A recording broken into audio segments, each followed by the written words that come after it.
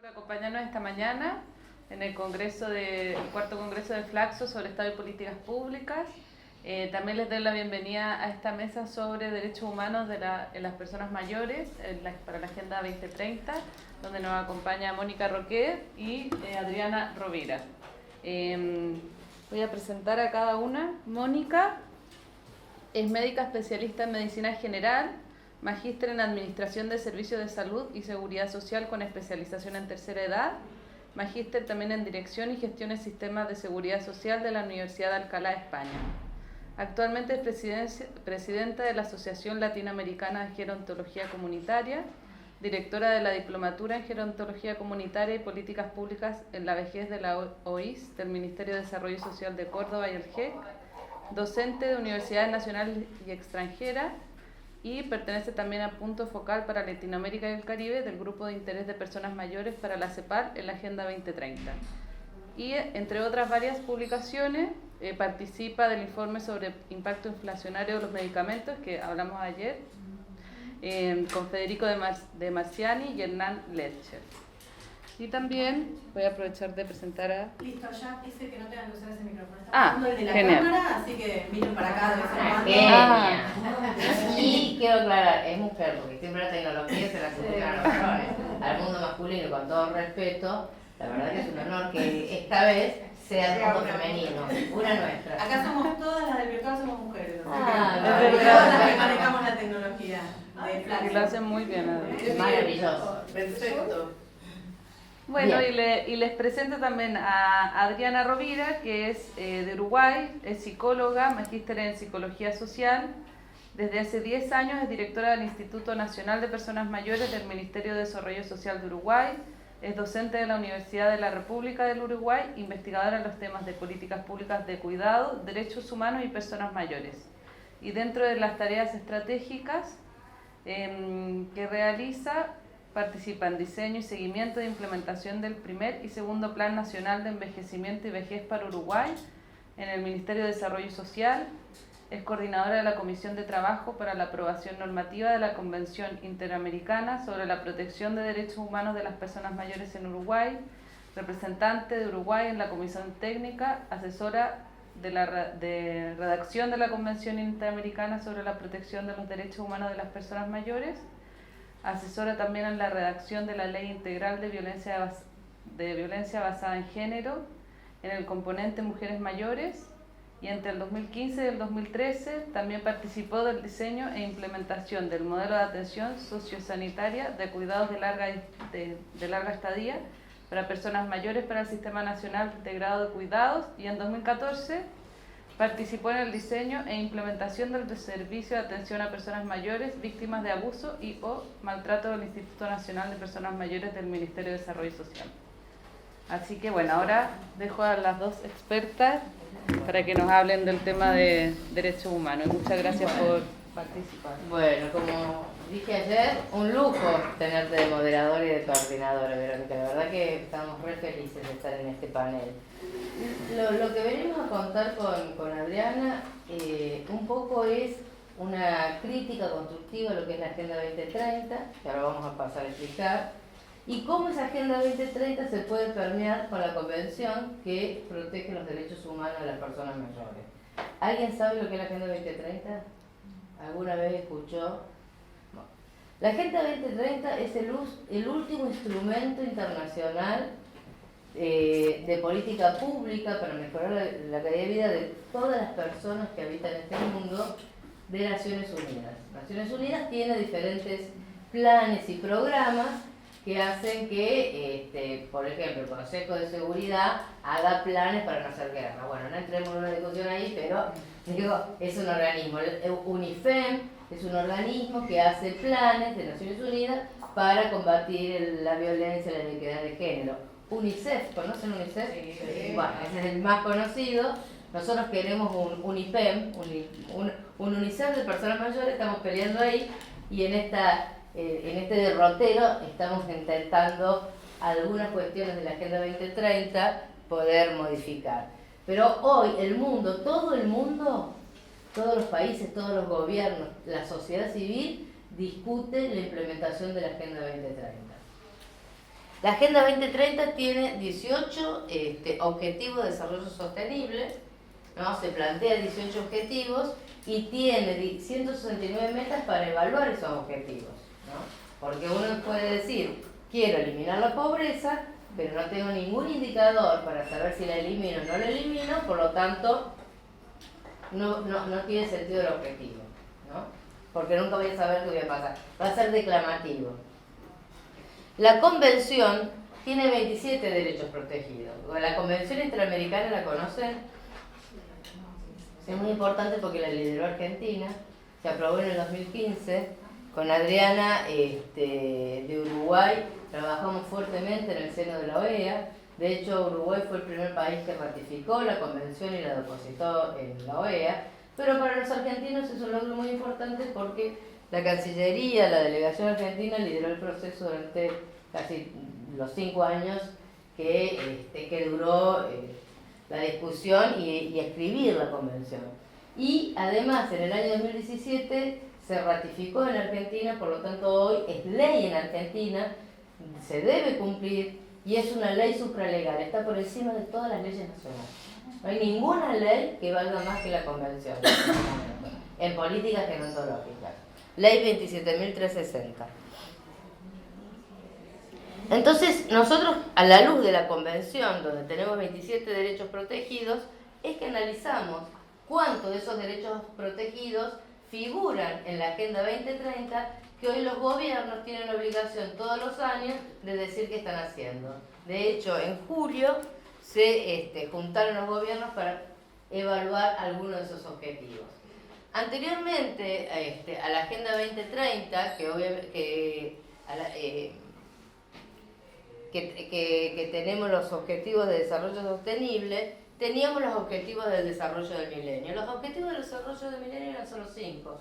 Por lo tanto, esta Agenda 2030 que está ahora, es muy superadora, ¿no?, de lo que eran estos 8 objetivos.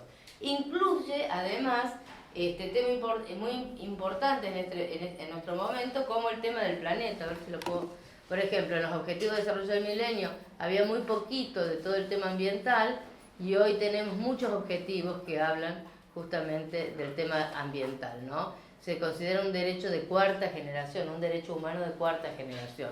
Entonces, esta agenda fue como ampliando su base y ampliando esos derechos. Por eso es un gran avance. ¿Qué se trató hoy? En Nueva York está la sede de la ONU que analiza todos estos planes y estos temas, y ahora en julio se juntaron todos los máximos responsables de los gobiernos que tienen la obligación de llevar adelante el tema de la Agenda 2030 en cada país.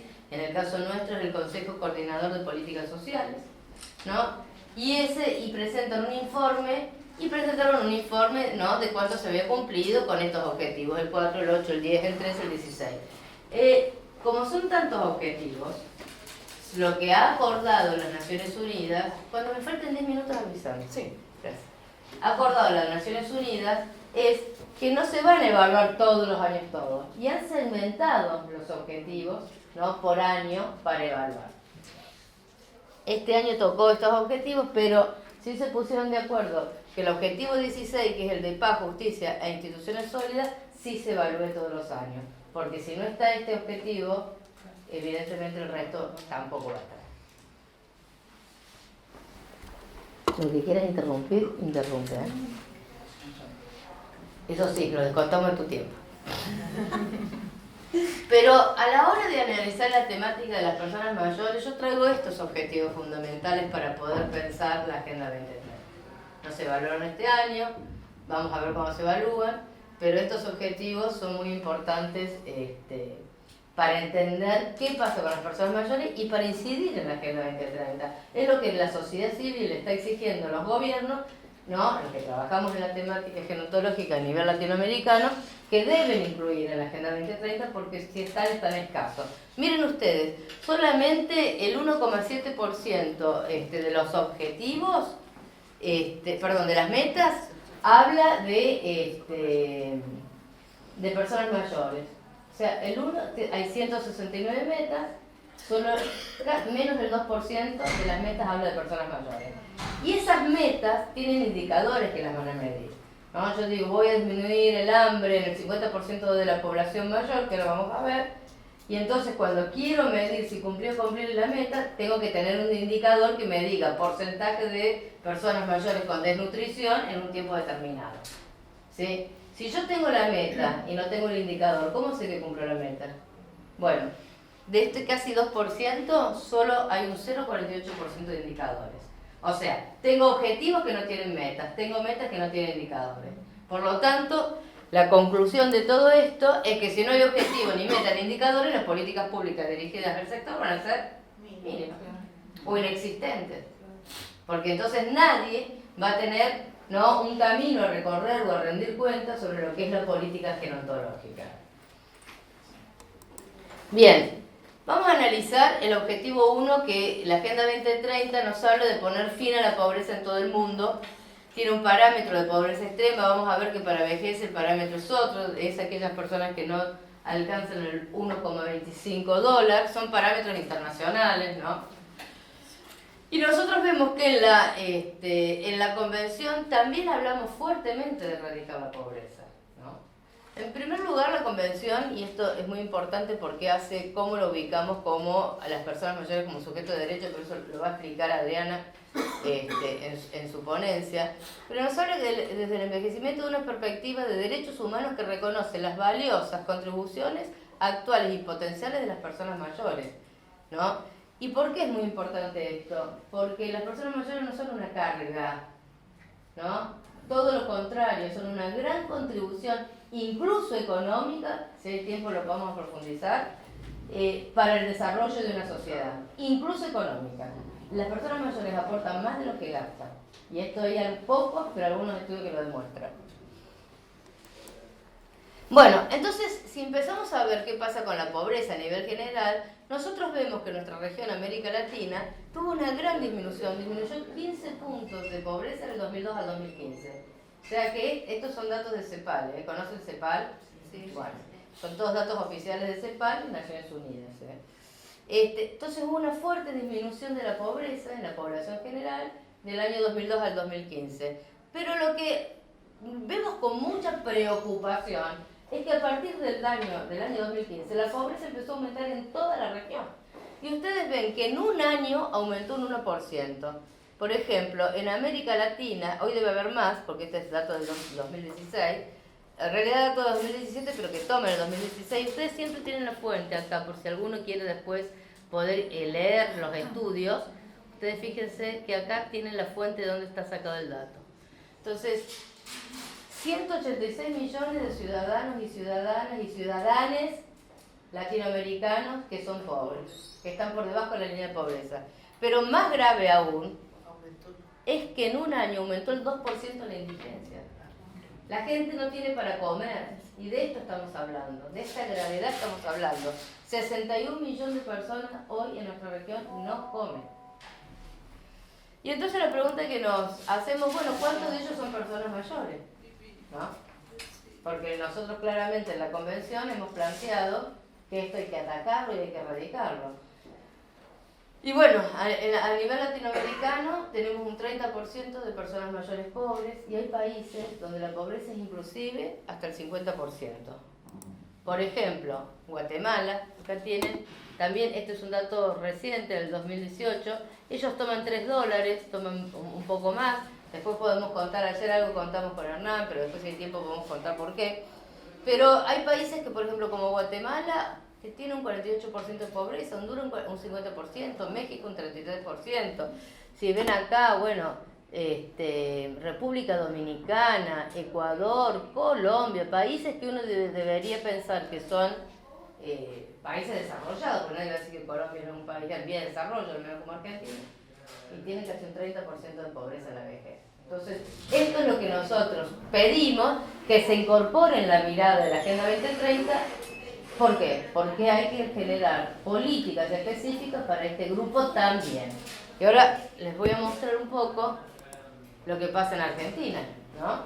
Según el INDEC, hasta hace 2 meses había un 9% de personas mayores pobres. Nosotros cuestionamos la forma que tiene, de la metodología que tiene el INDEC, que la tiene ahora y que la tuvo siempre, para medir pobreza en la vejez, porque no contempla lo que es la canasta multidimensional, la pobreza multidimensional. Y por ejemplo, ¿qué me refiero con esto? El gasto en alimentación de una persona mayor es diferente al gasto de un adulto, porque necesita proteínas de mayor calidad, de mayor digestión, proteínas de mayor calidad para poder hacer una mejor digestión, porque el hígado de una persona de 40 no es lo mismo que una persona de 70, metaboliza menos y más lento.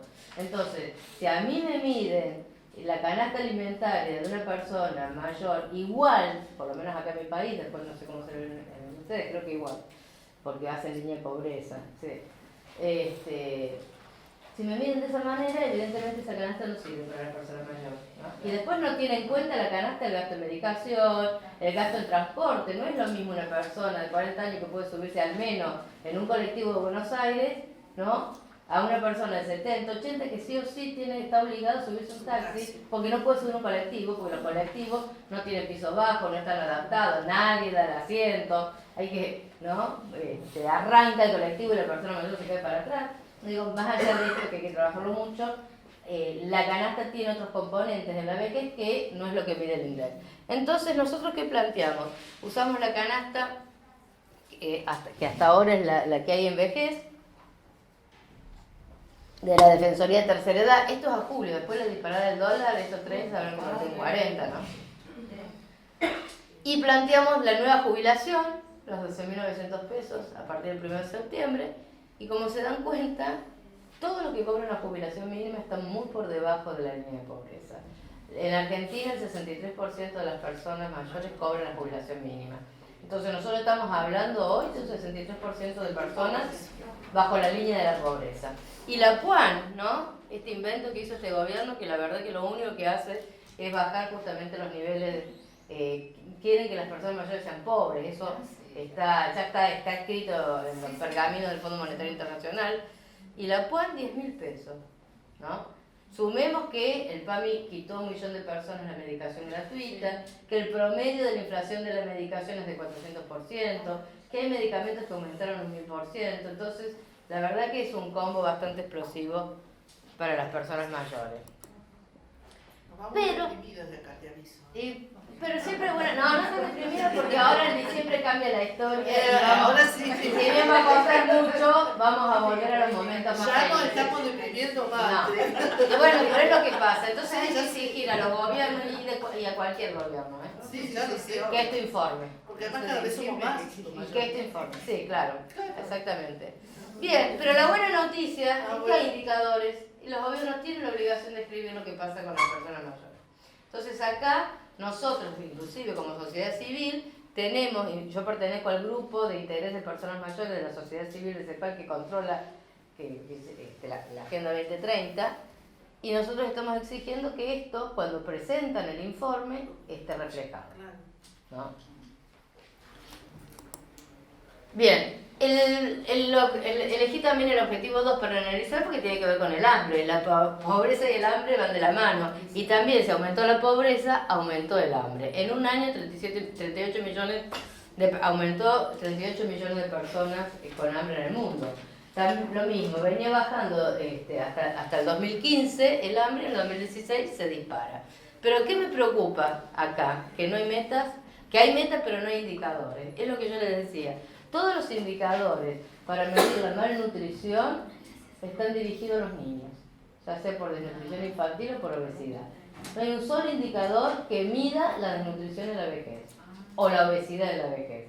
Entonces no me va a servir que haya una meta, o me puede servir para exigir que se elaboren indicadores, pero hoy por hoy los gobiernos no van a informar nada porque no lo están midiendo. Entonces este sí es un problema. Que con Adriana se lo planteamos a la CEPAL, una reunión que hizo Adriana en Uruguay, en esto le pedimos que empezara a incidir para de alguna, que es difícil porque tienen que combinar, o sea, hay que acordar con los 194 países, 93 países que hay en el mundo, pero tiene que haber indicadores, si no, no tiene sentido.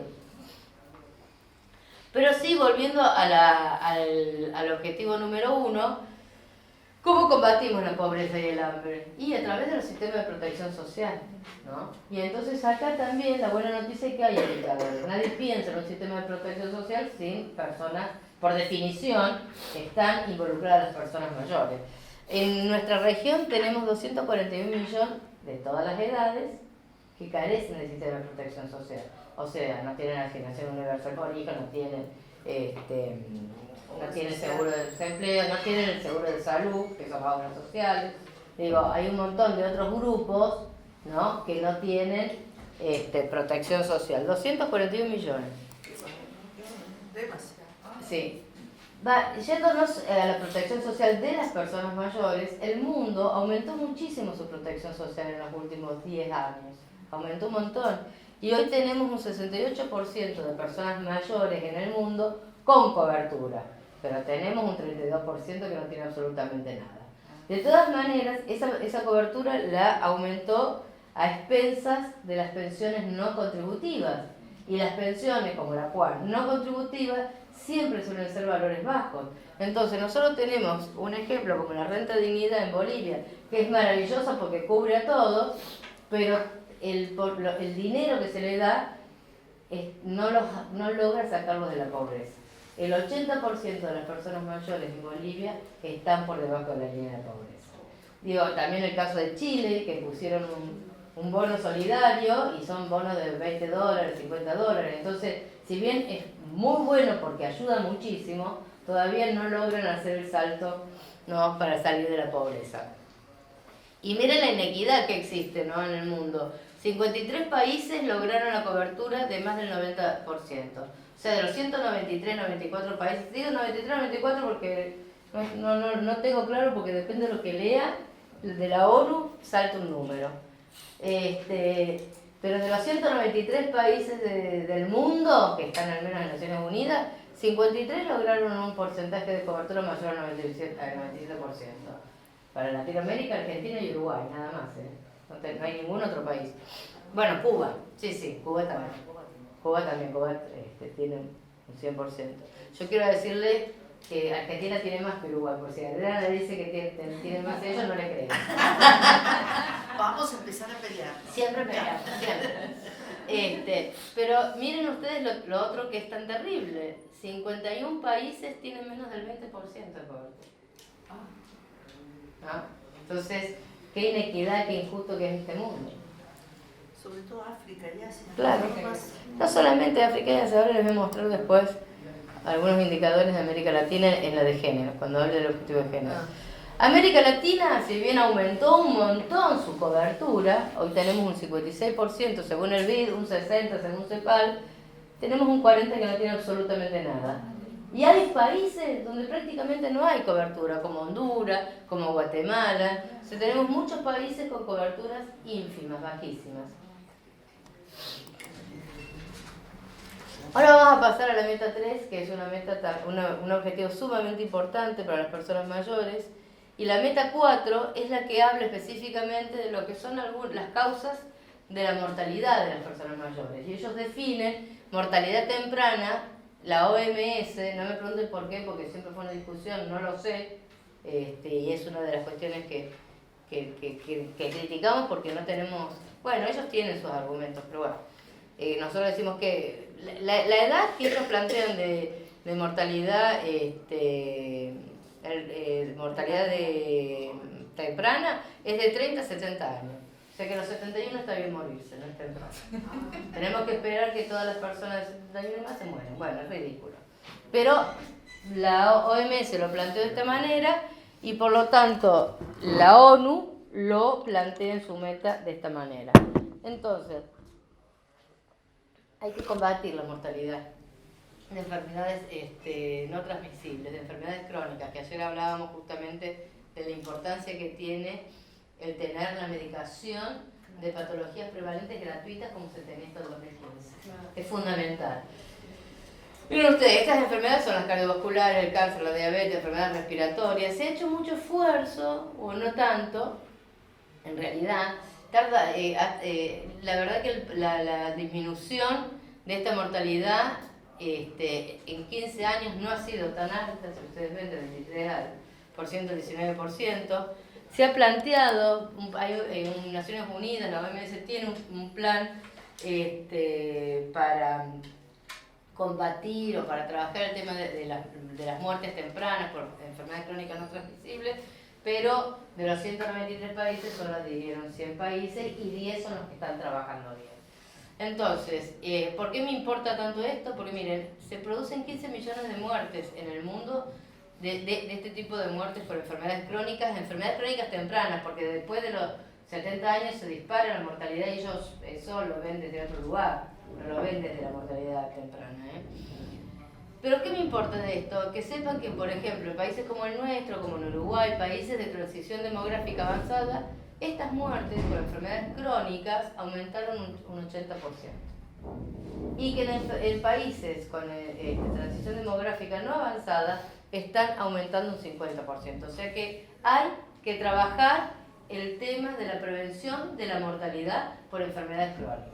Nuestro país, el PAMI, se vino abajo y hoy por hoy está generando mucha mortalidad. Mucha. Pero bueno, no quiero... después, en todo caso, si hay tiempo, les cuento algo del informe de ayer, pero si no lo pueden, les digo dónde encontrarlo. Esta meta 3, que habla justamente de la prevención de la mortalidad, de las enfermedades crónicas, o en realidad no, la meta, quiero leerles bien el enunciado porque es garantizar una vida sana y promover el bienestar para todos en todas las edades. O sea, hasta los 150 años quiere decir esto.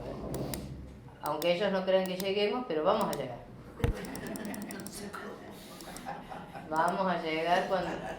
Ya vamos a llegar. Bueno, la convención, ¿qué dice la convención sobre este ODS, el ODS 3? Hay varios artículos, afortunadamente, que la convención tiene planteado. Uno, que es el artículo 6, Derecho a la vida y a la dignidad en la vejez, un artículo novedoso, no está en ningún otro instrumento jurídicamente vinculante del mundo. Es específico para nosotros y plantea el tema de los cuidados paliativos. Y acá paso ya, para que todos sepan, que en Argentina este año, todos los años son fechas diferentes. El 12 de octubre se celebra el Día Mundial de Cuidados Paliativos. Y entonces plantea no solamente el derecho a la vida, sino el derecho a vivir con dignidad en la vejez hasta el fin de sus días, porque muchas veces se le quita tratamiento de cuidados paliativos o tratamiento inclusive en terapias intensivas a las personas mayores. ¿Por qué? Porque son viejos. ¿Para qué ya vivió tanto? Si ya vivió, ¿no? Entonces, por ejemplo, en España se le prohibía la medicación, no se le daba, no se le prohibía, pero los médicos no le daban medicación oncológica a personas muy mayores por este criterio. Ya vivió tanto. O sea, fue una denuncia del CEBAMA muy importante esa. Pero miren ustedes la discriminación en la que vivimos. La convención establece esto, no solamente para las instituciones públicas, sino también para las privadas, para todas las instituciones de la salud de cada uno de nuestros países. Bueno, y me encanta esta frase de Mario Benedetti que dice: después de todo, la muerte es solo un síntoma de que hubo vida. Si no hay vida, no hay muerte. Entonces hay que acompañar la muerte como una etapa más en la vida de las personas. Y hay que generar programas que la acompañen.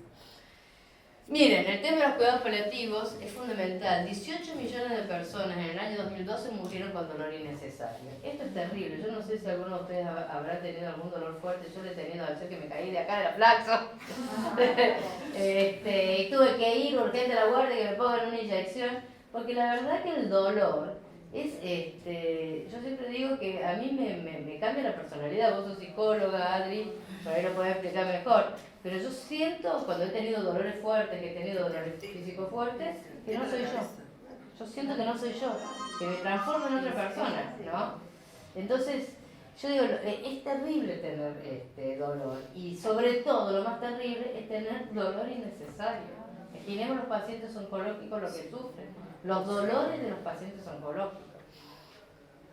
La OMS estima que alrededor de 40 millones de personas necesitan cuidados paliativos por año. El 80% vive en países de ingresos bajos y medios, los nuestros. Y el 67% tiene más de 60 años. Miren si no es importante, ¿no?, que se cumpla. ¿10 minutos? Sí. Bien. Voy rápidamente. Además, el envejecimiento genera trabajo. Porque hoy, actualmente, según la OIT, el 56% de las personas de todas las edades que viven en zonas rurales no tiene acceso a la salud. Y el 22% de las zonas urbanas. Y que para ello hacen falta 10 millones de personas que trabajen en salud para dar esa cobertura universal. Por lo tanto, ahí ya tengo puestos de trabajo, 10 millones de puestos de trabajo.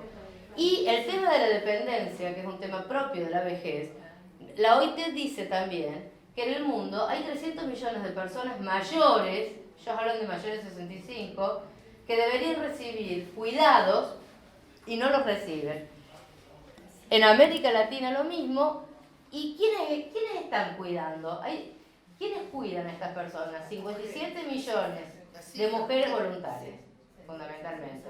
Entonces, la misma OIT dice que para dar cuidado a estas personas se necesitan casi 14 millones de puestos de trabajo. 1,6 millones acá en Argentina, en Latinoamérica. Sumamos 10 millones más 14 millones, 24 millones de puestos de trabajo si uno pudiera ofrecer estos servicios que lo único que hacen es garantizar los derechos humanos de las personas mayores. Entonces, esto siempre para los economistas, cuando dicen que la vejez es un costo, no, genera trabajo, el trabajo mueve la economía de un país. La Convención tiene además el artículo 12, justamente, que es el artículo de cuidados a largo plazo, establece el derecho a los cuidados a largo plazo, y el artículo 19 que protege el derecho a la salud y asegura de manera específica la calidad y la accesibilidad de los servicios. O sea que tenemos mucha tela para cortar dentro de la Convención y obligar a la Agenda 2030 a que informe sobre estas situaciones y genere políticas y programas. El artículo 4, que es el tema de la educación, simplemente decir que las personas viejas acá y en todo el mundo son las más analfabetas de todas. Sin embargo, no existen programas prácticamente de alfabetización en la vejez. Argentina tiene una tasa baja de analfabetismo, que es el 1,9 en la población general, y altísima para personas mayores, 2,7. No deberíamos tener una tasa. Hay países que tienen tasas del 30-40% de analfabetismo en personas mayores, así que también reconozcamos esto. A nivel mundial el 30% de las mujeres y el 19% de los varones. Las más analfabetas somos las mujeres. Entonces rápidamente quiero contar un poco lo que pasa con el Objetivo de Desarrollo Sostenible 5, que habla de lograr la igualdad entre los géneros y empoderar a todas las mujeres y niñas, y a nosotras las mujeres más grandes nos meten en ese colectivo de mujeres, entonces no hay una mirada específica de lo que pasa con las mujeres mayores, pero la Convención sí plantea que queda prohibida la discriminación por género, diversidad sexual y orientación sexual. No tengo mucho tiempo, pero sí es un tema importantísimo hablar de la no discriminación en la diversidad sexual, en la vejez, en las disidencias, en la vejez. Porque son las más discriminadas de todas las mujeres. Miren ustedes, la probabilidad de caer en la pobreza para las mujeres de 75 años y más duplica a las mujeres de 26 a 40. Entonces esto hay que tenerlo muy en cuenta. Llegar a la vejez es caer en la pobreza, y son mujeres mucho más. Hay países donde entre el 50 y el 70% de las mujeres no tienen ningún ingreso y viven en hogares pobres. Muchos países de América Latina. ¿Por qué es esto? Porque no tenemos cobertura previsional. Las mujeres, ¿dónde trabajamos? En el mundo informal, ¿no? Ya sea en el trabajo doméstico o cuando salimos al mundo público en trabajos informales, el servicio doméstico, o sea, se reproduce las tareas de cuidado, se reproduce nuestro trabajo del hogar hacia el mundo público. Y entonces, ¿qué pasa? Miren ustedes, países como República Dominicana, el 6% de las mujeres tienen cobertura provisional, que será alguna ministra, alguna funcionaria, las pocas médicas que habrá, ¿no? La directora de escuela. El Salvador, el 10%. Pero también traigo esto para evaluar lo que son, ¿no? las inequidades de género, como en países donde Jordania tiene una buena cobertura de previsión para los varones, y miren lo que es para las mujeres. Es terrible, ¿no? Es indignante. O, bueno, Albania o Croacia. 83 y 91, pero esto aumenta un poquito, me decían, no sé, hay que ver los datos, porque yo todo me fijo en datos oficiales. Pero, bueno, Bolivia por la renta de dignidad tiene ambos sexos. Finlandia, miren, Bolivia se parece a Finlandia, Alemania, Alemania, pero son muy pobres, son muy bajitas, ¿no? Así que la Argentina tiene el 97% de cobertura para las mujeres. Tenemos la misma cobertura para volar gracias a que una política activa que fue lo que se conoce como la ley de jubilación de la ama de casa, que ahora la quitaron, y que la moratoria es tramposa, y si hay tiempo les cuento, porque la verdad que es una estafa el tema de la prórroga de la moratoria. Pero ¿qué nos pasa? Que el 67% cobra la jubilación mínima. ¿Por qué? Porque nos han dado la jubilación de la ama de casa. No los 30 años del deporte como consiguen los varones en el mundo del trabajo formal. Entonces, si bien tenemos la misma cobertura, somos más pobres. Ya estoy terminando, déjame, me faltan 2 o 3. Pero hay algunas cosas que me interesa destacar, como el tema del ODS 8, que es promover el crecimiento económico sostenido, inclusivo y sostenible, el empleo y productivo y el trabajo decente para todos. Nosotros tenemos un artículo, que es el artículo 18 en la Convención, que justamente establece que las personas mayores tienen derecho al trabajo digno, decente y a igualdad de oportunidades y de trato respecto de los otros trabajadores, sea cual fuera su edad. Porque hay una gran discriminación de los trabajadores más envejecidos en cualquier sistema, ¿no? De trabajo. No los dejan hacer capacitaciones, total vos ya te vas a jubilar, ¿no? Le quitan la mejor computadora, total vos vas a trabajar poco porque sos viejo. Digo, hay un mundo, en el mundo del trabajo hay una gran discriminación. Pero además de eso, también hay que tener en cuenta que como no tienen jubilaciones, tienen que trabajar hasta el día en que se mueran. ¿Y dónde trabajan? En los trabajos más precarios. Y también, según el BID, el 20% en América Latina de hombres mayores de 80 años tienen que seguir trabajando porque son pobres. Imaginemos en qué condiciones, ¿no? Trabajan. Bueno, yo siempre digo, la China tiene un 40% de... La China, que todo el mundo me habla de cómo la China trata a las personas mayores y la cultura oriental, tiene un 40% de mayores pobres trabajando en la cosecha de arroz porque no tienen un peso. Digo, también hay que decir lo bueno y lo malo. Lo bueno de la China sería el té chino, no sé. El sushi, a mí me gusta el pescado, pero las empanaditas chinas. Bueno, el artículo 16, que se evalúa todos los años, también para nosotros es importante porque sí tiene indicadores para trabajar el tema de la violencia en la vejez, que según la OMS hay un 16% de personas mayores que sufren violencia y maltrato al año, que son 141 millones de personas en el mundo. Esto me parece también importante traerlo porque otro gran tema que tenemos que trabajar fuertemente es el aislamiento y la soledad. Saben que es la epidemia, una de las epidemias del siglo XXI, que dice, de acuerdo con los datos del Latino Barómetro, para 18 países de la región, el temor de las personas mayores a ser víctimas de delito o violencia es elevado en todos ellos. En la Argentina, Brasil, Costa Rica, República Dominicana, México y Venezuela, cerca de la mitad de las personas de 60 años y más entrevistadas tienen temor de ser víctimas de agresión. Si tienen temor, no salen de la casa. Si no salen de la casa, están en soledad y aislamiento. Que es el programa que me tiene que escribir acá las cátedras de Ricardo Diapel. Porque es gravísimo. A tal punto que, miren ustedes, Reino Unido hizo planteó hacer el Ministerio de la Soledad, ahora lo bajó a rango de secretaría, pero tiene una secretaría que se encarga del tema de la soledad, ¿no? Es una epidemia, sobre todo en los países donde las relaciones familiares no son tan fluidas como los latinos, que dentro de todo tenemos una característica familiar. Bien, y el artículo 10, y este es el último, Vero, también es muy importante para nosotros porque el 10, que es reducir la desigualdad en los países y entre ellos, plantea el instrumento, dice, garantizar la igualdad de oportunidades y reducir la desigualdad de resultados, incluso eliminando las leyes. Hay que eliminar leyes asistencialistas, hay que eliminarlas. Políticas y prácticas discriminatorias y promoviendo legislaciones y políticas y medidas adecuadas a ese respecto, la Convención. Proporcionar la población, lo podemos medir, que esto es lo importante, proporción de la población que declara haber sentido personalmente discriminada o acosada en los últimos 12 meses por motivo de discriminación prohibido en el derecho internacional de los derechos humanos.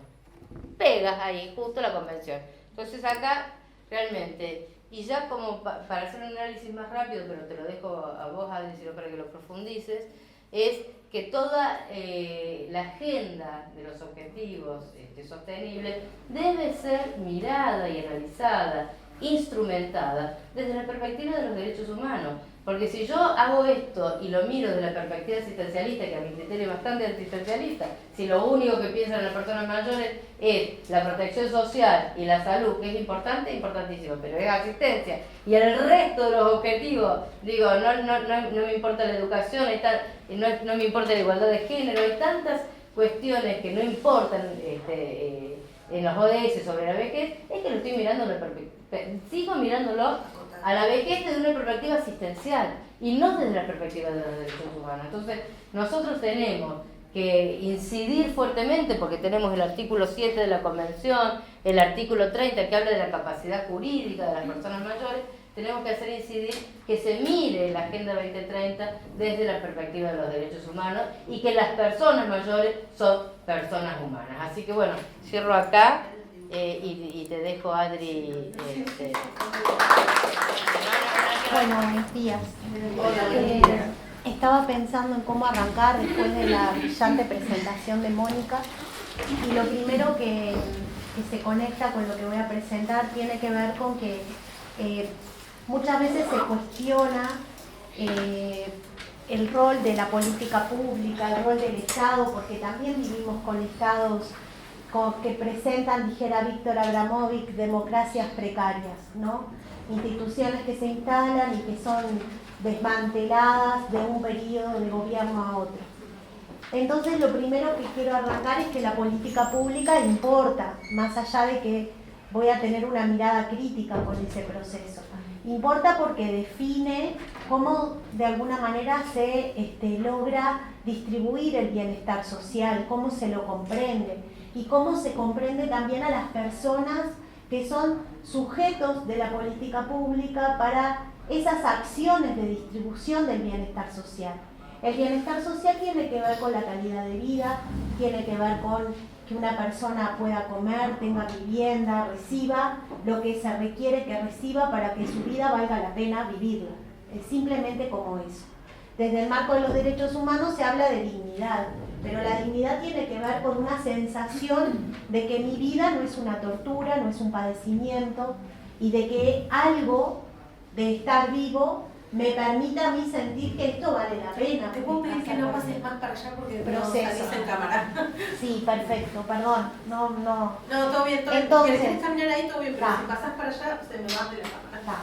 Entonces, eso como una primera dimensión que quiero dejar planteada, porque llegué el lunes a Buenos Aires para un marco de actividades y estoy como golpeada, estoy así como choqueada de la situación en la que está viviendo Argentina. No es la misma Argentina, no es el mismo Buenos Aires al que vine hace un par de años, y la verdad que estoy choqueada. Entonces la política pública importa, define esto, tiene que ver con estas cosas, tiene que ver cómo se comprenden a las personas, a las poblaciones. Si la producción del capital la incorporamos a todas las personas o no. Me parece que es un elemento que es ético, político y que es clave. Entonces, si bien están los gobiernos que administran transitoriamente los estados y los administran desde una conceptualización ideológica, y esa construcción ideológica no puede pasarnos desapercibida, tenemos que estar alerta y tenemos que entender que hay detrás de ciertos planes, de ciertas propuestas, de ciertas promesas de campaña, de ciertas acciones. Y digo esto porque en Uruguay hoy estamos asistiendo a un rebrote en ciertos contextos donde parece que la libertad está por encima de la igualdad, que la seguridad de unos pocos está por encima de la seguridad de todos y de todas, o de todes, que algunos aspectos vinculados a la consideración de grupos de población parecerían no importar. Y también quiero dejar en una dimensión, me parece muy compleja, que los derechos humanos se plantearon e iniciaron en el mundo en el marco de lo que se llamó la Guerra Fría, la cortina de hierro, donde el mundo estaba dividido en dos bloques. Y esa lucha en materia vinculada a los derechos, ha nutrido y es sustantiva para comprender el mundo en el que estamos hoy. Lo que se llamaba por un lado la lucha por la libertad y lo que se llamaba por otro lado la lucha por la igualdad. La lucha por la libertad desde el bloque capitalista, impulsando lo que se conoce como los derechos de primera generación, igual conceptos que deberíamos de, porque todos los derechos son importantes, están articulados, si falla uno, si uno no está de alguna manera preservado, no impacta en otro, pero había como una línea en esa lucha en el mundo década del 60, porque si bien la primera declaración a nivel universal es del año 48 y surge a partir de todo lo que es la revisión de la Segunda Guerra Mundial, de los juicios de Nuremberg, tiene que ver específicamente también con una comprensión de cierta pérdida de humanidad en el mundo a partir de los hechos tan espantosos que asistieron a la Segunda Guerra Mundial, pero que no han dejado de existir en el mundo, y donde de alguna forma se plantea como que eso fue el inicio. Sin embargo, no fue para una corriente de los derechos humanos el inicio de los derechos humanos eso, sino que ahí lo que se construye es una categoría universal de sujeto, de alguna forma de interpretación de sujeto humano-persona, y que los estados deben de responder sobre la dignidad de ese sujeto humano-persona. Pero que siempre lo pensamos de una manera occidentalista, lo pensamos como hombre, educado, joven, con cierto nivel económico, con cierta capacidad política de toma de decisiones, en lo que construye inmediatamente con otra categoría que es la de ciudadano o ciudadana. Tan en revisión y tan en necesaria revisión en el mundo actual, porque con la producción a nivel global del capitalismo, que genera oleadas sistemáticas, permanentes, de personas que deben de irse de sus lugares de orígenes, porque su vida no es digna y es invivible, y requieren mudarse porque la vida no es posible, y los asociamos a categorías de migrantes, y pensamos si van a entrar o no en la categoría de ciudadanos, esa categoría debe estar en revisión. Pero los derechos humanos surgen ahí, Estado-nación, construcción de ciudadanía. Recién es en la década del 60 cuando empieza a incorporarse una visión más amplia de los derechos humanos. Y cuando esta puja del bloque, por un lado capitalista por la libertad, como un bien preciado, único, que finalmente nos ha demostrado que ha ido al fracaso en el mundo, porque la única libertad posible es la del consumo de algunos pocos, el hedonismo, la ostentación, el placer. Hay vidas que requieren sostenerse por todas las maneras posibles, con toda la ayuda tecnológica, con una negación a la vejez, y ahí vemos a la gente famosa, a los que pueden aplicar a esos instrumentos a nivel estéticos, donde lo que importa es la preservación de esa vida y el tener, porque esa vida vale más que otras tantas vidas. Y por otro lado, el bloque a nivel comunista, socialista, que planteaba la igualdad como el principio básico.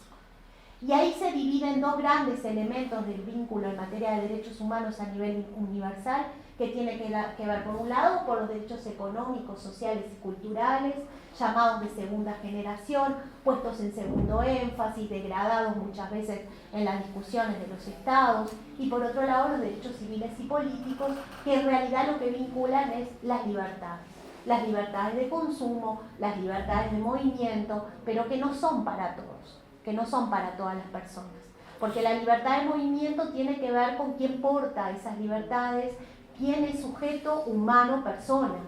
Y hay no sujetos en este mundo, hay humanos que no son personas.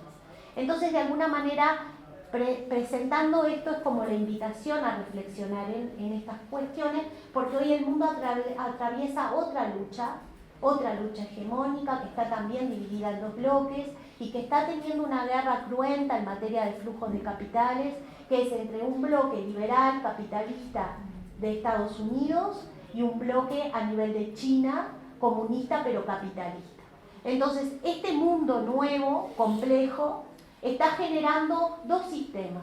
El sistema del capitalismo central, que implica Europa, que implica Estados Unidos, que implica China, y un capitalismo periférico, que implica Latinoamérica, que implica Asia, que implica toda la parte vinculada a África, que las políticas extractivas de recursos, las políticas de exclusión del capital, las políticas también a nivel de explotación y de exclusión de cuerpos de miles y miles de personas, tienen que ver con esta lucha y con estos sistemas.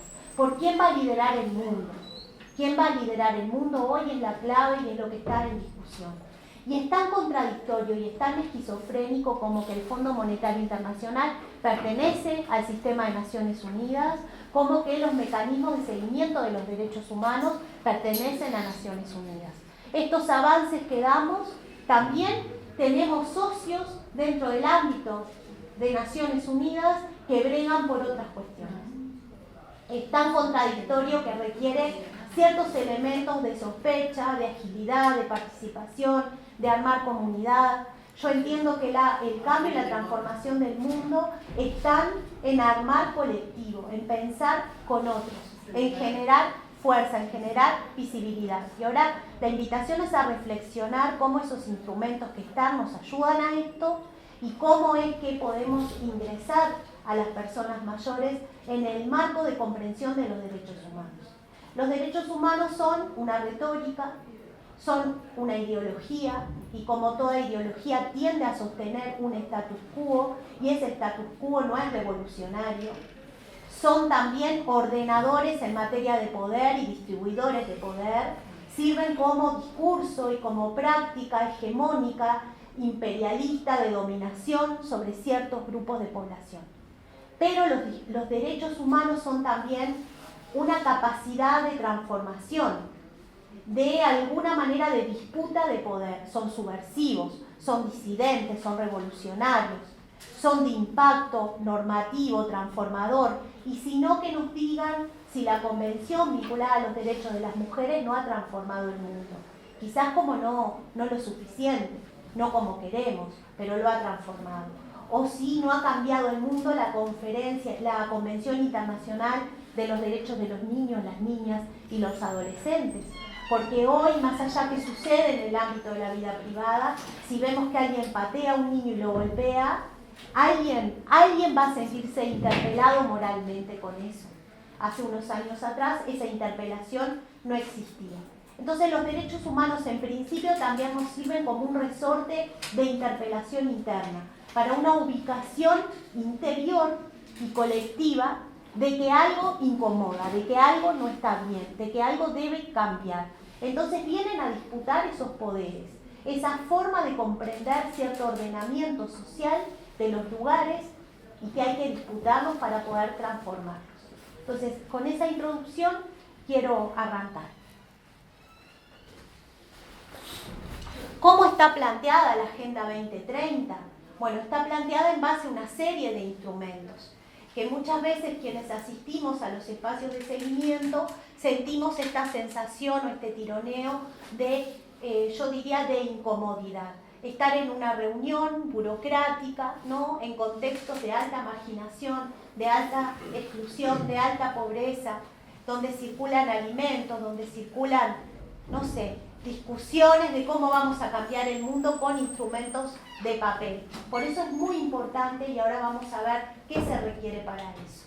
Pero la Agenda 2030, entendemos, con Moni, en nuestros diálogos y en nuestro trabajo de estos años, que hay 4 instrumentos que de alguna manera podríamos involucrar ahí y que forman parte de ubicar a la persona mayor como sujeto de derecho humano. Tenemos que dividir, no es lo mismo ser sujeto de derecho que ser sujeto de derecho humano. Los sujetos de derecho vinculan al derecho constitucional y a la categoría de ciudadano y se involucra al Estado-Nación.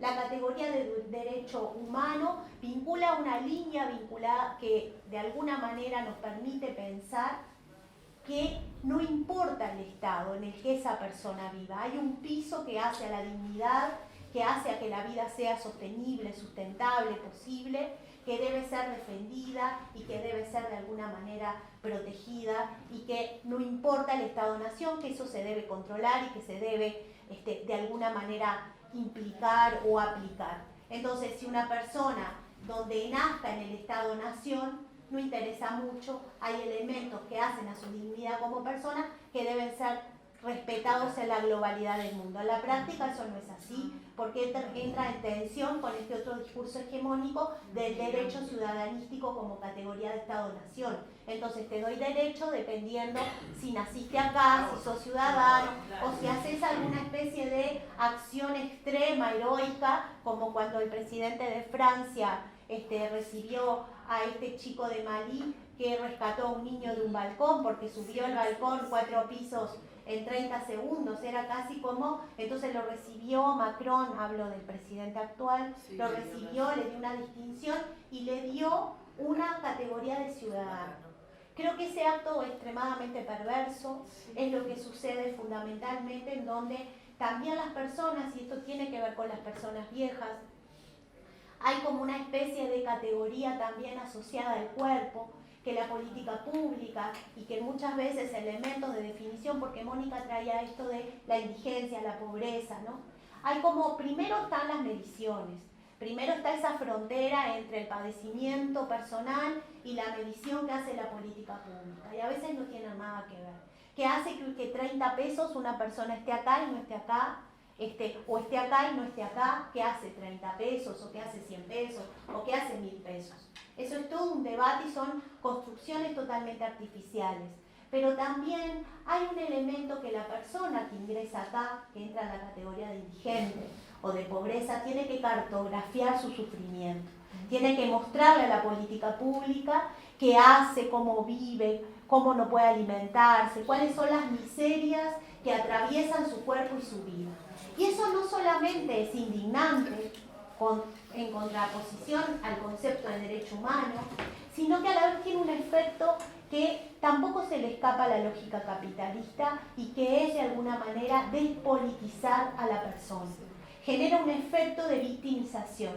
La persona pasa a hacer eso, una cartografía de miserias que debe demostrar y mantener para poder tener ese ingreso que le permite asistir a comprar un medicamento o terminar la semana con algún tipo de olla que tenga algún tipo de alimento adentro, pero genera un efecto de despolitización. Y esto es muy complejo y es muy difícil de ubicar también en el plano de revisión colectiva. Entonces, estos 4 instrumentos están ahí, tienen distintos objetivos, tienen distintos elementos también de comprensión de la vejez. Si bien los ODS tienen un elemento que es clave porque le permiten a los estados dar cuenta, pero no tenemos que olvidar que Trump desmanteló procesos de consejos en materia de derechos presupuestarios, en materia de derechos humanos dentro de Naciones Unidas. No tenemos que olvidar que el presupuesto en materia de armamento en Naciones Unidas es muy superior y para eso está Soledad Cisterna en algunos análisis que ha hecho, muy superior a lo que hace a otros presupuestos que permitirían una mejor distribución del bienestar social. Entonces, son estas las tensiones y son estos los elementos. Los ODS tienen una especie de lema que dice no dejar a nadie atrás, que es casi como un principio ético, ¿no? Esto de se requiere que en el mundo lo compartamos con otros, con otras y no dejar a nadie atrás. Parece paradojal porque entre que se pone la agenda con metas 2030 como disminuir el hambre, resolver los problemas de pobreza, la pobreza en el mundo aumenta, no disminuye. Entonces, esto tiene que ver también con todos estos procesos que yo planteaba. Las personas mayores han sido sujetos de violaciones sistemáticas en materia de derechos humanos. No son los privilegiados, porque hay como una especie de tendencia, y acá también, desde dónde surge el tema, la visualización de la población vieja como sujeto de intervención del Estado. Bueno, surge desde 3 líneas básicas que me parece que hay también que remarcar. La primera línea tiene que ser desde la invisibilización y más bien como derechos en materia de seguridad social, vinculado también a esta categoría de Estado-Nación, y que tiene que ver específicamente a la comprensión de adulto retirado, adulto jubilado. Generalmente toda la mitad del siglo XX, parte también de la segunda mitad del siglo XX, se ha constituido esta especie de categoría de adulto retirado. y cómo de alguna manera la comprensión de su bienestar social y la intervención del Estado desgrana a partir de estas políticas vinculadas al trabajo. El trabajo no existe más como existía antes, la familia no existe más como existía antes. Entonces hay que reformular estos conceptos, porque si seguimos pensando política pública, pensando en la existencia de un trabajo y en la existencia de una familia, no, va directamente al fracaso en materia de la protección de derechos. El trabajo por los flujos de capital y los flujos de cuerpo humano no existe más. Son trabajos precarizados que ubican el capital. Yo ahora estaba leyendo en la prensa que se hizo un decreto por parte del presidente actual de Argentina, Macri, de que va a recibir basura a nivel del mundo y la va a comprar. Bueno, ese es el mundo en el que estamos. El trabajo no existe más. Existe precarización y existe informalidad. Esa trayectoria, ¿el qué, perdón? Que existe Macri, que es lo peor para nosotros. Sí, también, pero Macri es una expresión de muchas otras consideraciones, porque los individuos, nosotros asistimos no como a un proceso en Latinoamérica donde hubo un recorte en materia de lo que eran todos los derechos económicos, sociales, civiles, políticos, las libertades y la igualdad, aplicada fundamentalmente a partir del consenso de Washington, que eso es una norma, un ABC que se le pide a los estados que para resolver su déficit, que generalmente se lee que el déficit tiene que ver con la distribución del bienestar social, debe aplicar determinadas políticas y defenderlo. Y luego hay allá, por no sé dónde, una consultora que le da una calificación a los países, ¿no? Y entonces lo que existe permanentemente es esta cuestión de flujos en materia de especulación a nivel financiero. Entonces estamos pendientes de la calificación, si tenemos calificación de riesgo o no. Entonces, si el capital huye o el capital no huye, pero eso aterriza de maneras muy perversas en la vida de las personas. Si hay algo que no existe en esas grandes instituciones, donde uno enclavaba su proceso vital, que era la familia, el trabajo, eso no existe más.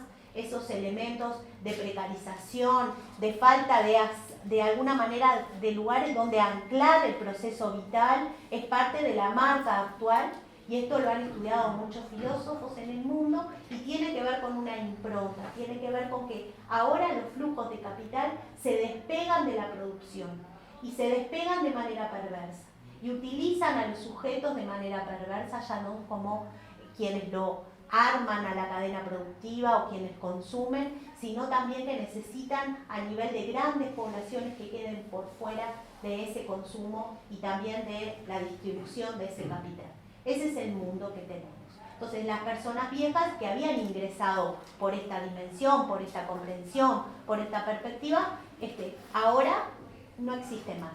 Luego hay una segunda dimensión, que tiene que ver con el discurso, que de alguna manera empieza a ubicarse, que es esto que planteaba Moni de el sanitarismo, el tema de ubicar a la vejez específicamente como una interpretación biológica, ¿verdad? Si hay algo que despolitiza a un sujeto es esta diagramación biológica del cuerpo. Y lo que tiene que ver a partir de ahí de una serie de secuencias que se piensan a dar en el mundo, que es la biogestión de la vida de las personas viejas. Esta cuestión de empieza a estructurarse una manera de comprender instituciones en materia de política pública y el reconocimiento de las personas viejas ya no por su ser persona humana, sino por su cuerpo decadente, decrépito, que requiere fármacos, que requiere medición, que requiere soporte, que requiere salud. Y esta cuestión nuevamente abre otra atención con una tercera dimensión que se nos presenta actualmente, que es esto de la demografía, que ubica a la vejez como un campo de problema, como una especie de profecía dramática que viene a ubicarnos allá como una especie de túnel en donde vamos al declive del mundo, porque el único que nos esperan son viejos y viejas decrépitas. Y acá aparece el consumo de la vida también como un elemento del capitalismo. Entonces yo, si soy educada, si soy bella, si tengo un programa de televisión, si fui deseada, ya se me pasó el tiempo. Usted solo una. Bueno, yo ya soy así que no importa, había preparado. Igual nos pasamos, se lo dejo a disposición, pero Moni ya me conoce que PowerPoint queda ahí. Cuando no lo puedo usar me quejo, pero cuando lo puedo usar no lo uso. Entonces, de alguna ¿A qué vejez manera... nos llevas? ¿A qué vejez? Sí, pero también esto, ¿quién puede consumir la vejez? ¿Quién tiene derecho a aportar vejez? Si ustedes miran, una cosa que nos llama mucho la atención con Moni siempre en distintos eventos, es que cuando aparecen esas pirámides demográficas y esas proyecciones, siempre aparecen descontextuadas o descontextualizadas de los procesos políticos, económicos y sociales. Entonces hay algo que falta, hay una letra ahí, o un anexo, o algo, o un capítulo central que no nos lo explican, ¿no? Aparecen las proyecciones de población, esto acá, materia de seguridad social, pero nadie nos dice cómo se produce eso. Y el mapa en materia de envejecimiento es un mapa geopolíticamente ordenado en el mundo. ¿Y esto qué quiere decir? Que la vejez es un derecho, no es solamente una etapa de vida. La vejez es una posibilidad de existencia, de perpetuar mi existencia. Por supuesto con dignidad, por supuesto con garantías, pero esa posibilidad de perpetuar mi existencia está organizada en el mundo geopolíticamente. Entonces, si nosotros vemos Haití, nadie nos va a decir por qué en Haití la expectativa de vida es de 39 años. Nadie nos va a decir por qué en África la mayoría de los países la expectativa de vida es de 42 años. Nadie nos explica por qué la expectativa de vida de las personas trans en la América Latina es de 39 años. Nadie nos explica por qué en Europa la expectativa de vida es de 88 años. Para las mujeres, 84 para los hombres, fundamentalmente en toda la parte de Alemania, España. Nadie nos explica esas cosas. Y eso es una organización que es geopolítica. Entonces la vejez no es solo una etapa, es un derecho.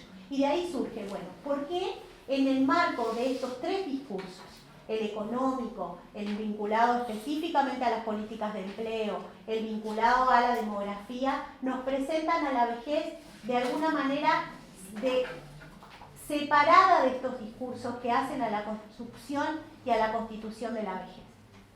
Voy a apurarme un poquito porque sí quiero hacer como alguna pregunta de reflexión. Bueno, entonces, ¿por qué cuesta identificar a las personas mayores como sujetos de derecho humano? Primero, las personas viejas no son un grupo de población homogéneo. Las personas llegan a la vejez portando identidades y procesos vitales altamente heterogéneos. Entonces, no es lo mismo llegar a la vejez con un problema estructural de desigualdad que puede ser por género, por raza o de clase, por pobreza. No es lo mismo. Entonces, en la vejez se suscita una heterogeneidad de personas, como tan diversas situaciones hay en el mundo. Y esto genera un discurso muy complejo de revertir a nivel político, porque llegan también personas con privilegios, que pueden vivir su vejez con dignidad y que entienden que sostener esa vejez es superior al bien de otras muchas vidas de otras personas. Porque de alguna manera ciertos elementos de alto costo en materia tecnológica, ciertos elementos vinculados a procesos estéticos, alguien paga esas cosas. Todo en el mundo lo pagamos todo. No es que hay un flujo de capital que el que tiene paga por lo... No, el que no tiene también paga para el que tiene tenga esas cosas. Si yo tengo 5 casas, hay alguien que no va a tener ninguna, porque los recursos materiales, vivimos en un mundo de carbono, con recursos materiales, no es un mundo virtual, que son finitos, y la distribución es finita. Entonces, el primer aspecto es que en la vejez hay múltiples personas con múltiples situaciones, y también hay personas con privilegios, y también hay personas que ostentan poder, y también son personas que deciden por todas las personas, no solo las viejas, y que muchas veces ni siquiera se reconocen como viejas, y que tampoco se las reconoce como viejas. Pero también allá adentro hay otros problemas, y hay personas, grandes volúmenes de población, que llegan a la vejez en condiciones indignas. Pero ese grupo de privilegios sirve como un eslabón de obstaculizar lo que es la búsqueda de que las personas mayores ingresen a la agenda de derechos humanos. ya tienen suficiente. Esta cuestión, ¿no?, de también qué hace el capitalismo como discurso, no solamente como flujo de capital. El capitalismo es ideológico a nivel de construcción de identidad y de cómo las personas pensamos nuestro lugar en el mundo. No solo distribuye lo que tenemos, sino también distribuye quién podemos ser y cómo se comprende quién somos. Entonces también el discurso del capital, bueno, la vejez deja de ser importante, es desechable, que se une a esta especie de profecía maligna que nos presenta la demografía, porque asistimos a un mundo que envejece, a un mundo que está en decadencia, y cómo vamos a promover tasas de fecundidad cuando nacen niños en el mundo sin dignidad y sin posibilidad ni siquiera de pensar el derecho a la continuidad de la vida, menos el derecho a la vejez. Entonces, en este aspecto hay ahí como un gran obstaculizador. Entonces, ¿cuál es la solución para que ahora no vayamos y nos tiremos abajo del primer taxi que pase? Aunque capaz que buscamos algo más grande porque el taxi capaz nos lastima y nos deja. Yo creo que hay 3 posibles soluciones y que ahí el discurso de los derechos humanos nos permite de alguna forma hacer eso. Primero, instituciones. El Estado no es tampoco una estructura estática, hay porosidades y hay que aprender a ubicar esas porosidades dentro del Estado y de la política pública. Así como en Naciones Unidas hay porosidades y hay instrumentos que van en una dirección y hay instrumentos que van en otro, el mundo está en tensión, está en una lucha de fuerzas. Entonces tenemos que aprender a encontrar estas porosidades. ¿Cuáles son estas porosidades? Instituciones de ombudsman en materia de derechos humanos, instituciones rectoras en los temas de envejecimiento, que transversalicen, que ubiquen la importancia de las personas mayores, que puedan hacer un lobby en materia de Estado y de política pública. El segundo aspecto es la politización de las personas viejas. El armar colectivo, el participar, el estar informadas. Sí, podemos ser ciudadanos, votar y con eso definir quiénes nos van a gobernar por un periodo de tiempo, pero también hay otros elementos de resistencia. Y es esto, el armar fuerza, el armar colectivo, el vernos y el pensarnos como sujetos políticos. Las personas viejas no son solo sujetos de deseo, que quedan de alguna manera por el propio proceso vital excluidos o de alguna manera expulsados de ese deseo, ¿no? Yo entiendo y he venido trabajando una categoría que es esto del proletariado de la vejez. Las personas, esto que era el proletariado, ¿no? ¿Qué le pasaba al proletariado? No participaba, ¿no?, de la distribución del capital, quedaba por fuera. Bueno, las personas viejas en el proletariado de la vejez no participan de la distribución del deseo. Desean, pero nadie los desea, no son deseantes. Pero hay que politizar eso, pero también son sujetos políticos. También implica salir, aunar esfuerzos, armar colectivos, discutir con otros. El generar elementos de conciencia, así como la lucha de clases implica la conciencia de clase, implica leer dónde estoy, por qué produce esto donde estoy. El envejecimiento requiere esto, requiere conciencia de envejecimiento, requiere pensar qué produce que yo esté acá, qué produce no ser sujeto de deseo, qué produce que se me diga que ya hasta no tengo derecho a seguir viviendo porque el mundo no me soporta mi existencia, porque el mundo no da más. Eso es conciencia de envejecimiento. Esa es la segunda línea. Y la tercera línea es el proceso sostenido de fortalecimiento del ingreso de las personas viejas en la concepción y en la categoría de sujeto humano persona. Esto que tiene que ver con otras 2 líneas, que es el reconocimiento y el menosprecio. Una balanza en que nos movemos todo el tiempo los seres humanos en el campo social. El reconocimiento y el menosprecio. El reconocimiento y el menosprecio. A quienes menospreciamos y a quienes reconocemos. Y esto tiene que ver con la mirada del otro también.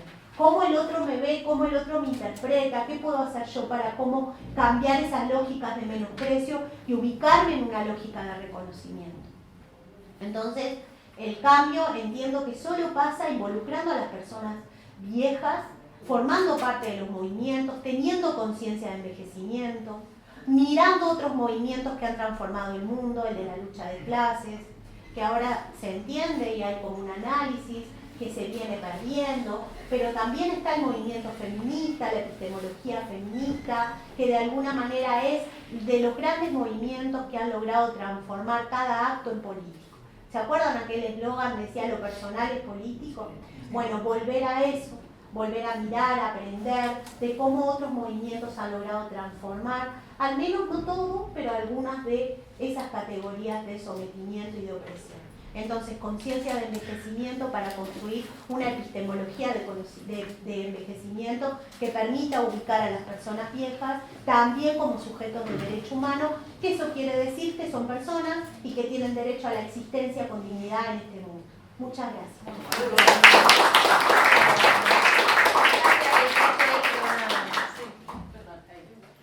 Bueno, ahora nos queda un ratito cortito, pero para para un debate o para una o dos preguntas, porque después a las 11:30 viene otra mesa acá en la misma aula. Así que bueno, les agradezco nuevamente, muy interesante todo lo que nos contaron, y ahora si alguien de nuestro público quiere hacer alguna pregunta o un comentario. Sé que muchas tienen participación política de las que están aquí presentes, y que es justo lo que esta dimensión que hablaba Adriana. Sí, Susi. Susi milita en un movimiento social de personas mayores que obviamente están haciendo 20 millones, ahora te va a contar seguro ella qué cosa. Adelante. A ver, Susi, un minuto. Tengo que buscar. Ay, pobre. Ahí está. Bueno, yo integro una agrupación que creamos entre un grupo de compañeras que se llama No Me Olvides, de jubilados y pensionados, que a su vez integra la mesa de trabajo de jubilados y pensionados. Acá tengo algunas compañeras que formamos parte de todo eso. Y la verdad es que esto fue creado como un movimiento político, con todas las intenciones políticas de establecer, de oponernos a este gobierno, a las políticas que viene desarrollando este gobierno. Así que, y la verdad que cada día que pasa, acá podemos decir que estamos participando de esta vida política del país, parados en la vereda de frente, por supuesto, y poniendo toda esta energía que tenemos, con estos jóvenes 60 y pico, 70 años, en salir a la calle, manifestarnos, haciendo marchas silenciosas. Ahora estamos recorriendo todas las comunas, todos los miércoles. Bueno, nos sentimos parte integrante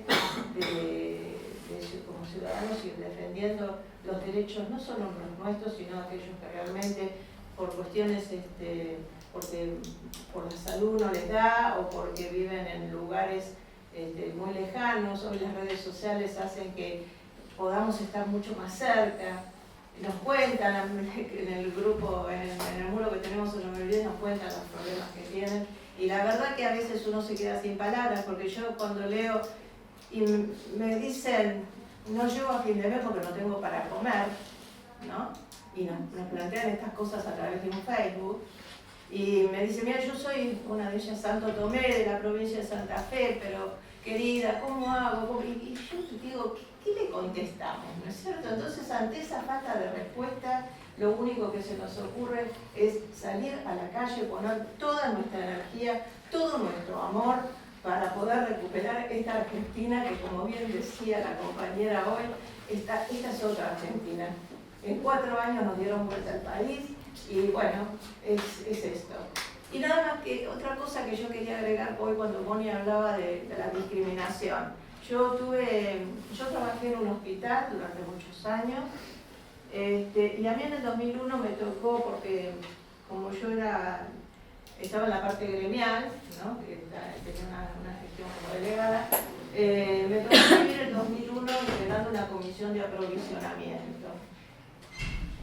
Y en esa comisión, en el 2001, se trataba nada menos que el tema de las droguerías, qué medicación, de acuerdo a la plata que tenía el hospital, qué medicación podían entregar. Y trabajaba con los jefes de departamentos técnicos del hospital, con todos los profesionales que integraban en ese momento, y había que resolver un tema de terapia intensiva, que eran 6 camas en esa época. El hospital tenía nada más que 6 camas de terapia intensiva. Y bueno, hubo que resolver un día entre darle la medicación con el dinero que había a los más jóvenes de terapia, y que los que tenían mayor edad se quedaban sin medicación. Y yo recuerdo que ese día salí furiosa, con ganas de romper todo. Me calmaron los médicos, me dijeron: Susana, no tenemos nada más, no podemos hacer otra cosa. Y yo, la verdad, que venía de toda la vida militar, yo dije: esto no puede ser así, esto no puede pasar.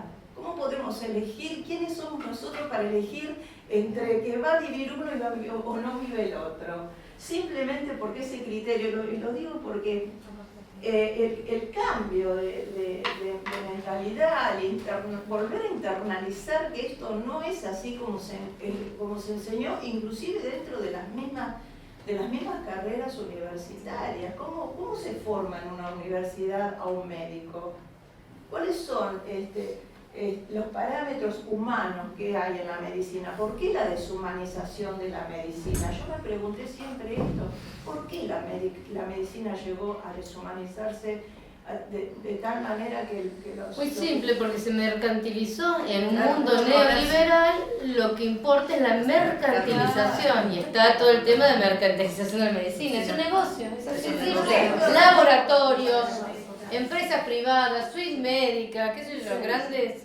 Está mercantilizado. Así que no puede haber humanización, va en contra de lo que hablaba Adriana. Claro, y reafirmando lo que yo escuché de las dos, ¿no? Lo que decía Moni hoy, el tema de humanizar, o sea, que la sociedad nos mire con esta mirada humana, que no debe perderse, porque sí lo tenemos para los chicos, para los adolescentes, para el adulto, pero que parecería que de los 50 años para arriba genera el ser humano un quiebre y deja de mirar a la persona mayor con la misma sensibilidad que lo hacía cuando tenía menos años, nada más. Y ahí por ahí te sumo que esto que decía Adri, ¿no? La relevancia y la importancia de tener conciencia del envejecimiento, pero no cuando llegas a la vejez. Conciencia del envejecimiento desde la más temprana edad. Eso es fundamental. Y una cosita más, ustedes no son jóvenes de 60, 70, son personas mayores de 60, 70, politizados, vitales, con mucho para dar, pero reconocerse también en el discurso, ¿no? Desde el lenguaje, como personas mayores. Y sentirse orgulloso, porque con todo respeto, acá tenemos una persona joven, lo que vos sabés a los 60 y a los 70, no lo sabés a los 20 o a los 30. Entonces es un valor ser una persona mayor, porque tenés un capital social de tu recorrido de vida que otros grupos más jóvenes no lo tienen. Tienen otras fortalezas, ¿no? Todos los grupos tienen fortalezas y debilidades. Los jóvenes tienen otras fortalezas y tienen muchas debilidades. Y las personas mayores tienen muchas fortalezas y también algunas debilidades. Entonces, esto de decir joven en la tercera edad es lo más, es como que yo diga, que diga negro pero no tan negro. Judío pero bueno, qué sé yo. Judío pero medio católico. Digo, esas cosas son ridículas, hay que sacarlas de nuestro lenguaje. Está bien, muy bien. Gracias. No sé si también había levantado la mano pero... No, yo quería comentar de tu presentación, muy buena, nos gusta mucho. Cuando hablas de la parte de que a veces tenemos objetivos y metas y no indicadores, si por ejemplo Argentina no podría crear sus propios indicadores para hacer su medición y evaluar su propia gestión. Pero teniendo los objetivos podemos crear. Por supuesto, y esa es la pelea que estamos dando con el Consejo Coordinador, en buenos términos, con el Consejo Coordinador de Política Social, y que habrá que darla con el nuevo INDEC que tengamos a partir de diciembre. Con este INDEC es difícil, porque esto de decir que son serios y técnicos también es una contra, no ven la realidad. Esto que planteaba Adriana, ¿viste? Son cuadrados para mí. si vos no ves el contexto, si vos no te podés adaptar al contexto, y son muy cuadrados. Entonces, la matemática no siempre tiene que ser 2 más 2, 4, hay que poder ubicarte en el contexto. Entonces, hace años que nosotros tenemos por el tema de que la medición de la pobreza de la canasta básica no puede estar en las personas mayores con lo que ellos determinan el adulto medio equivalente, que es un coeficiente, ¿no? Porque la canasta es distinta, entonces le sacás un coeficiente, una canasta que los viejos no comen. Entonces ya partimos desde el vamos que está mal. Entonces necesitamos economistas y sociólogos y demógrafos que tengan una mirada de lo que es el contexto social para poder hacer buenos indicadores que te midan lo que pasa realmente.